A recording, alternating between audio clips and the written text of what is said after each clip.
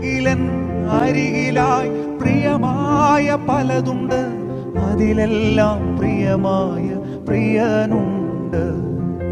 എങ്കിലോ Calvary സ്നേഹത്തിൻ മുൻപിലായി അലിഞ്ഞു പോം ഇവയെല്ലാം മഞ്ഞുപോലെ.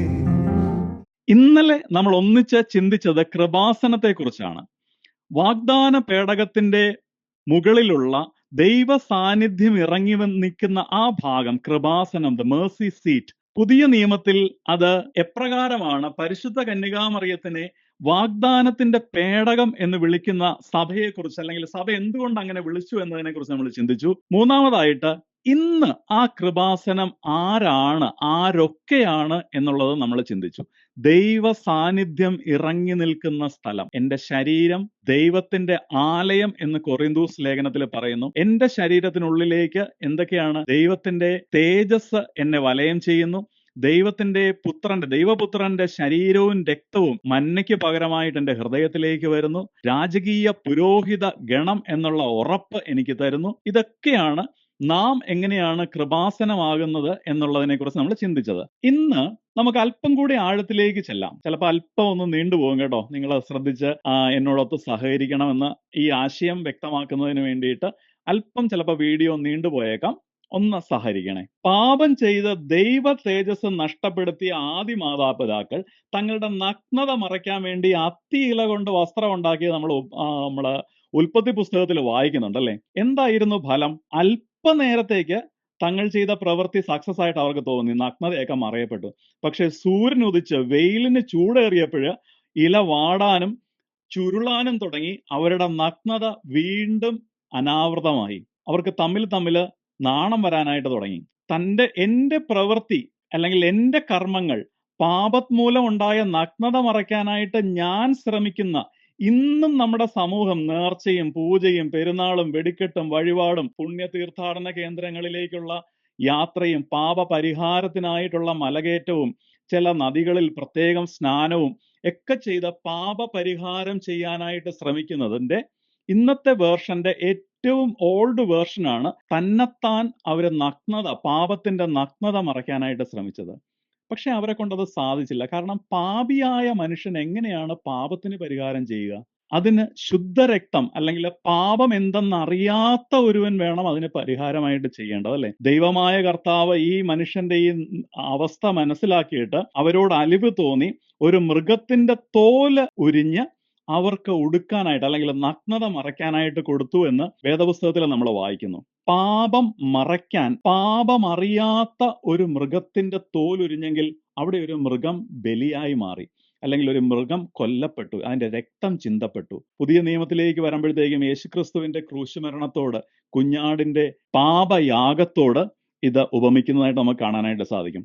ഈജിപ്തിന്റെ അടിമത്തത്തിൽ നിന്ന് വിടുതൽ കിട്ടുന്ന രാത്രി സംഹാരദൂതൻ നശിപ്പിക്കാതിരിക്കുന്നതിന് വേണ്ടി അവിടെയും ഒരു കുഞ്ഞാട് അറുക്കപ്പെട്ടു. പാപം എന്താണെന്നും അടിമത്തം എന്താണെന്നും അറിയാത്ത ഒരു കുഞ്ഞാട്. ഈ കുഞ്ഞാട് ലോകത്തിന്റെ പാപങ്ങൾ നീക്കുന്ന ദൈവത്തിന്റെ കുഞ്ഞാടായ യേശുക്രിസ്തുവിനെ സൂചിപ്പിക്കുന്നു എന്ന് നമുക്കറിയാം.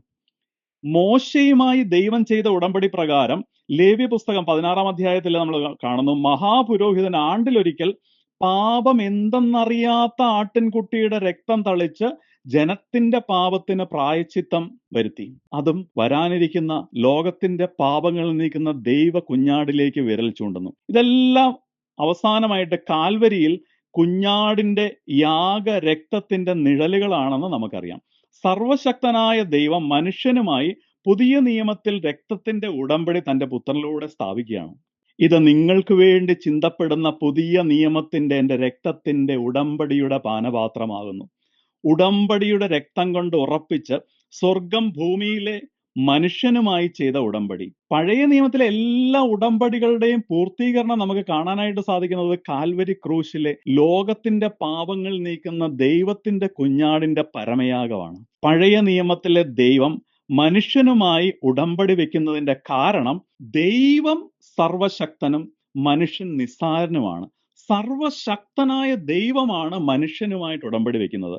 ഉൽപ്പത്തി പുസ്തകം 9-ാം അധ്യായത്തിൽ നോഹയുമായി ചെയ്ത ഉടമ്പടി, ഉൽപ്പത്തി പുസ്തകം 12-ാം അധ്യായത്തിൽ അബ്രഹാമുമായി ചെയ്ത ഉടമ്പടി, പുറപ്പാട് 19 സീനായ് ഉടമ്പടി ദൈവം മോശയുമായിട്ട് ചെയ്യുന്നത്, 2 ശമൂവേൽ 7:12 ദാവീദുമായിട്ട് ചെയ്ത ഉടമ്പടി, ഇങ്ങനെ ഒരുപാട് ഉടമ്പടികൾ നമുക്ക് പഴയ നിയമത്തിൽ കാണാനായിട്ട് സാധിക്കും. ഈ ഉടമ്പടികളെല്ലാം ഇനീഷ്യൽ സ്റ്റെപ്പ് എടുക്കുന്നത് അല്ലെങ്കിൽ മുന്നോട്ട് വെക്കുന്നത് ദൈവമാണ്. കാരണം അവൻ സർവ അധികാരിയാണ്, മനുഷ്യൻ നിസ്സാരനാണെന്ന് തിരിച്ചറിഞ്ഞിട്ട് ദൈവം ഒരു ഉടമ്പടി വെക്കുകയാണ്. അതെന്തിനു വേണ്ടിയിട്ട്? മനുഷ്യന്റെ രക്ഷയ്ക്ക് വേണ്ടിയിട്ടുള്ള ഉടമ്പടി. പാപം ചെയ്ത് ദൈവ തേജസ് നഷ്ടപ്പെട്ടത് തിരിച്ചെടുക്കാനായിട്ടുള്ള ദൈവം വെക്കുന്ന ഓരോ കരുണയാണ് അവന്റെ ഉടമ്പടി എന്ന് പറഞ്ഞത്.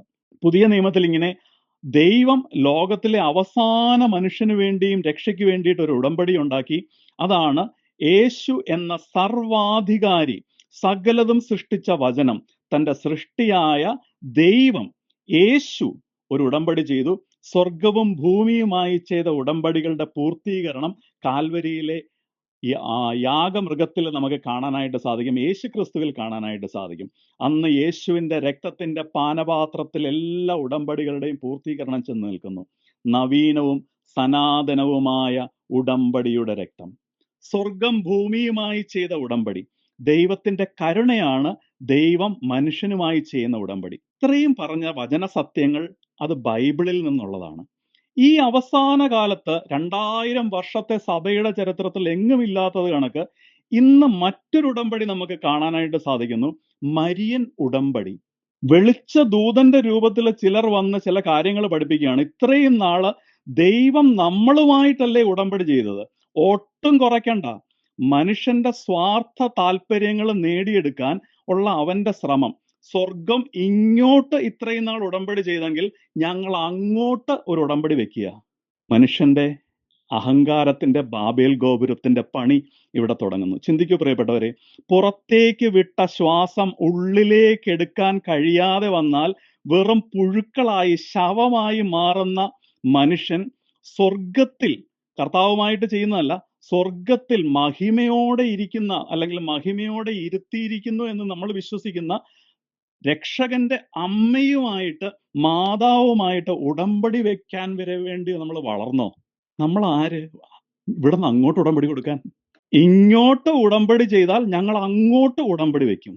ദൈവമായ നീ മനുഷ്യനായ ഞങ്ങളെ മണ്ണ് കൊണ്ടുണ്ടാക്കിയാൽ അതേ മണ്ണിൽ നിന്ന് അല്ലെങ്കിൽ മണ്ണിൽ നിന്നെടുത്ത വസ്തുക്കളിൽ നിന്ന് ഞങ്ങൾ നിന്നെ ഉണ്ടാക്കും. ഇങ്ങനെ അത് കുഴപ്പമില്ലാന്ന് പഠിപ്പിച്ച് ഇന്ന് എന്ത് ചെയ്യുന്നു?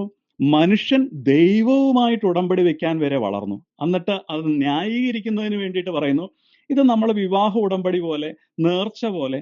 വിവാഹ ഉടമ്പടിയും നേർച്ചയും ഭൂമിയിൽ കാണുന്ന എല്ലാ ഉടമ്പടികളും ജീവിച്ചിരിക്കുന്ന മനുഷ്യർ തമ്മിലാ.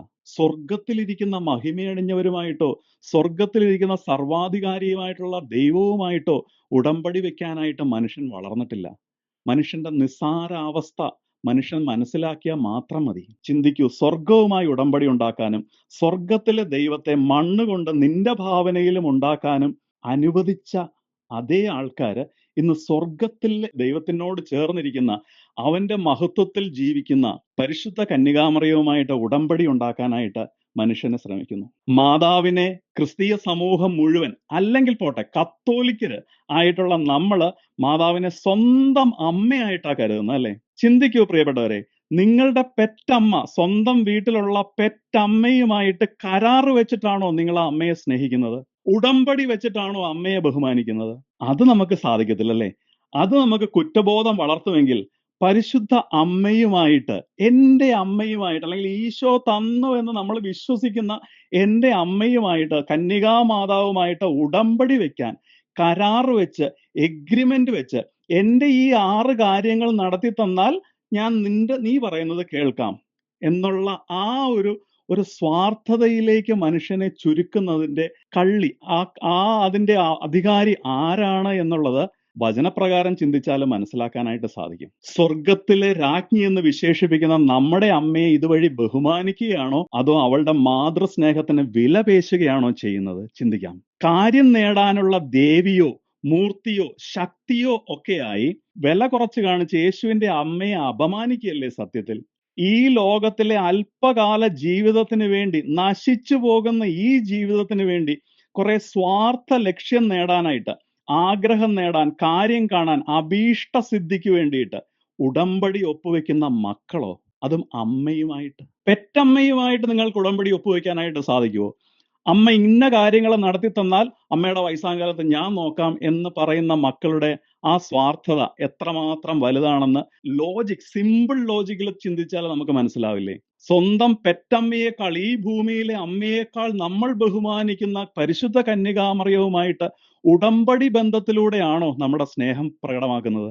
ബൈബിളിലെ ആദ്യ അവസാനം ദൈവം തന്റെ കരുണയാൽ മനുഷ്യനുമായി ചെയ്യുന്ന ഉടമ്പടി അവസാനം യേശുവിന്റെ നിഷ്കളങ്ക രക്തത്തിന്റെ ഉടമ്പടിയിൽ ചെന്ന് നിൽക്കുന്നു. മനുഷ്യന് സ്വർഗത്തിലുള്ളവരുമായി അങ്ങോട്ട് ഉടമ്പടി വെക്കുന്നതിന്റെ ചതിക്കുഴികൾ എന്താണെന്ന് ചിന്തിക്കൂ. ഒരു ഉടമ്പടി നിലനിൽക്കെ സ്വർഗത്തിലിരിക്കുന്ന മറ്റൊരാളുമായി, ദൈവവുമായിട്ടല്ലെന്നാ അവർ പറയുന്നത്, മറ്റൊരാളുമായിട്ട് ആയിക്കോട്ടെ, പരിശുദ്ധ കന്യകാമറിയവുമായിട്ട് വേറൊരു ഉടമ്പടി എടുത്താൽ ആദ്യത്തെ ഉടമ്പടി എന്താവും? ചതിക്കുഴികൾ മനസ്സിലാക്കാനായിട്ട് തുടർന്നും കേൾക്കുക. കർത്താവിന്റെ പരിശുദ്ധാത്മാവ് നമ്മളെ കൃപാസനം എന്നതിന്റെ പ്രത്യേകത എന്താണെന്നും വചനത്തിന്റെ അടിസ്ഥാനത്തിൽ ചിന്തിക്കുക, പ്രവർത്തിക്കുക. പരിശുദ്ധ അമ്മയെ സ്നേഹിക്കുന്നുവെങ്കിൽ ഉടമ്പടി വെച്ചല്ല സ്നേഹിക്കേണ്ടത്. ഈശോയെ സ്നേഹിക്കുന്നുവെങ്കിൽ ഇവിടെ നിന്ന് അങ്ങോട്ട് ഉടമ്പടി വെച്ച് ഇന്ന കാര്യം നടത്തി തന്നാൽ ഞാൻ അങ്ങോട്ട് നടത്തിത്തരാം എന്നുള്ള ഉടമ്പടിയല്ല പറയേണ്ടത്. ചിന്തിക്കാം. കർത്താവായ യേശു ക്രിസ്തുവിന്റെ വലിയ കരുണയിൽ നമുക്ക് ആശ്രയിക്കാം. സകല വിശുദ്ധരും നമുക്ക് മാതൃകയായിട്ട് നമ്മുടെ മുൻപിൽ നിൽക്കുന്നു. പരിശുദ്ധ അമ്മ പറയുന്നു, അവൻ പറയുന്നത് ചെയ്യുവിൻ. Do what ever he tells U. ഉടമ്പടി വെച്ച് സ്നേഹിക്കാനല്ല പറഞ്ഞത്. യഥാർത്ഥ ക്രൈസ്തവ ജീവിതത്തിന്റെ, യഥാർത്ഥ കത്തോലിക്ക ജീവിതത്തിന്റെ ആ ഒരു വലിയ സത്യത്തിലേക്ക് നടന്നെടുക്കുവാൻ ഇന്നത്തെ ദിവസം നമ്മളെ സഹായിക്കട്ടെ. ദൈവം അനുഗ്രഹിക്കട്ടെ.